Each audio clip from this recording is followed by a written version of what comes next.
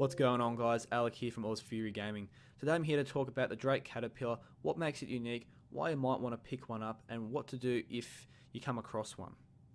So to start us off with, I'm going to talk about what makes this ship unique. It is unique in its styling to begin with, but also to the way the cargo holds are set up. We'll look at it later, but basically you can get to both sides of it and it has a central walkway, which makes it really unique compared to any other ship in the market at the moment. Having also similar styling to the show of Firefly, that can be seen throughout all of the Drake interplanetary range, but mainly within the Caterpillar.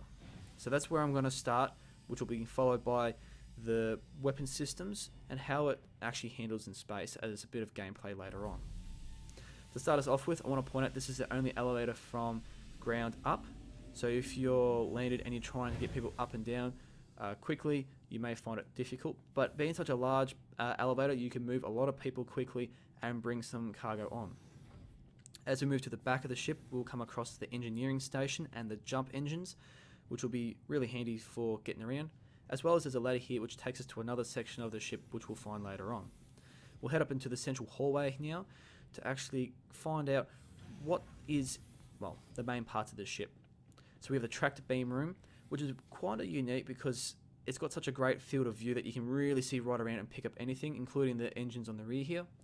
As we head back into the central hallway, we have an EVA access door which will head to our cargo bays. We'll have a look at that in a minute's time, but I want to head into the command center, the cockpit area, whatever you want to call it. I want to note too that looks like it can separate, might be a feature for later on. Now we have a panel here which I imagine will be for components to be fixed, circuit boards and things, as well as pilot and co-pilot seat right at the front with a decent field of view. Extra co-pilot seats at the rear, which I imagine would be monitoring power systems, damage systems, things like that. There are lots of panels within the ship, as you'll see as we go throughout. In the bottom here we have one of two crew quarters. We have a small toilet wash basin area with seating, sleeping, and a panel which I would imagine would be either system specs or like monitoring systems, or also a cargo system to see what's being bought and sold on the ship for, say, a captain's stance. We'll head back up the ladder and we'll head back into that central hallway where we will head into the EVA access room and head down into those cargo holds.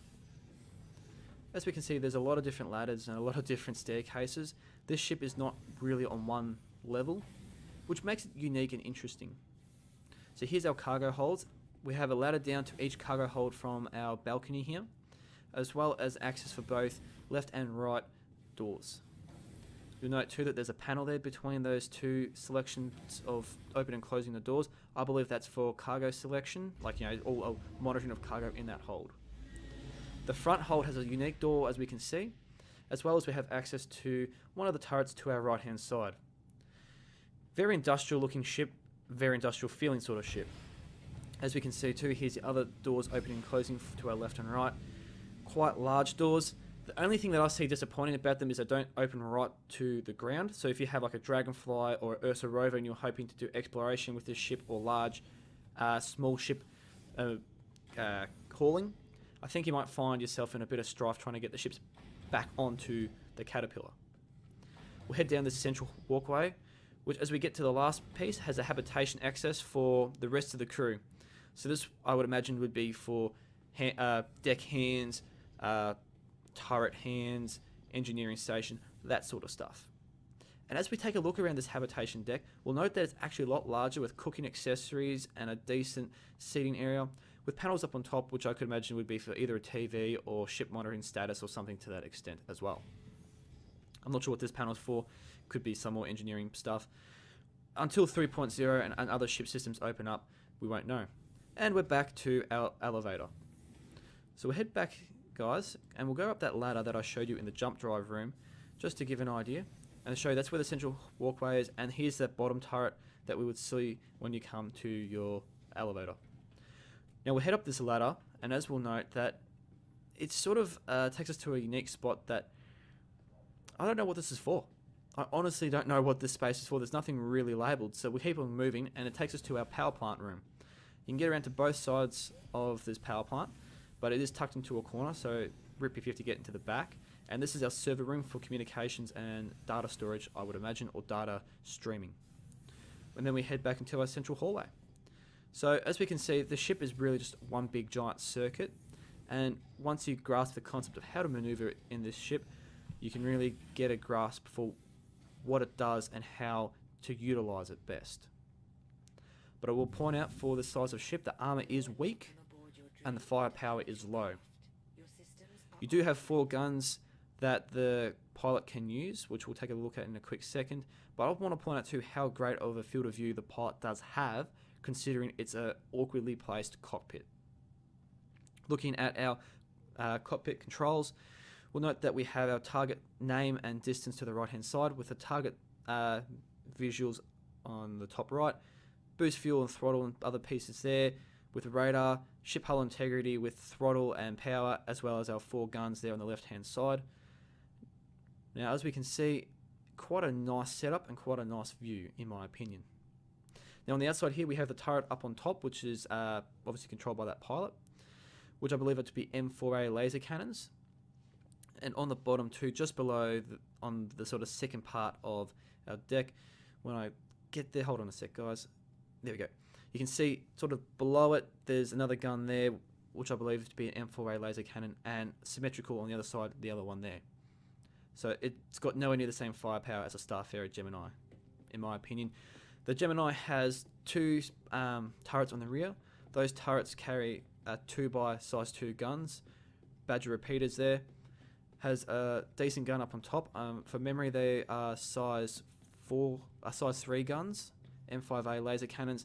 And then for the pilot's guns, they are size 4 guns, which are the ballistic guns from Bearing. So definitely a lot of damage that ship can deal out. Plus with a very thick hull, it's really hard to destroy that ship as quickly as the Caterpillar. But with those extra guns and armor, it loses out in the fact that it hasn't got the maneuverability or the speed and acceleration that this ship carries. The SCM speed of the Caterpillar is at 100, whilst the Gemini from my last playthrough was only 90. And the afterburner speed is quite significant as well, getting a lot faster than the Gemini could ever hope to get to, as well as it gets there a lot faster. Now I will apologise, I can't remember the numbers, I haven't flown the Gemini in a very long time, but from memory it was about 150 meters per second, whilst this ship, well, we'll have a look later, but gets up to around the 300 meter per second mark. In 2.6.3 it has a bit of a glitch here where it struggles to take off from the platform. There we go. Not quite sure why, but notice too that the rear end takes longer to get up. Now obviously this is all alpha, this is not a final build or anything, so don't take it as gospel. And I'm trying to show off here too the landing gear. Bit of a glitch, if you landing gear up, landing gear down, it will sort of cut the animation out. So as we take off, you can see that the ship is quite a unique looking and quite pretty looking too, in my opinion. And as we head back into the cockpit area, we can see that the ship, well, you can see plenty.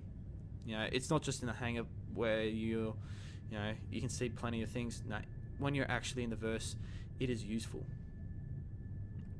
So we're going to head out to one of the relays, and we're going to play with a 350R. Now, I didn't actually choose the ship; it's just what randomly spawned for us, and I think this really highlights the fact that this ship can actually maneuver fairly well for its size, and that those rear thrusters really help it get around.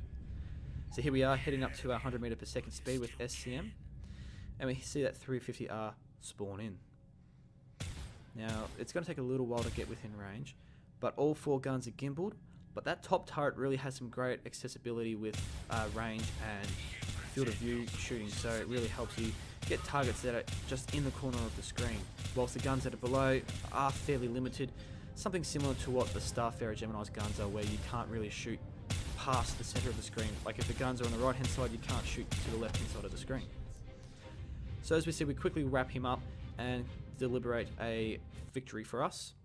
And the engines there, guys, are showing off how pretty they look when you get the afterburner going. So guys, I hope you enjoyed the video. Hope to catch you guys in the verse, and toodaloo.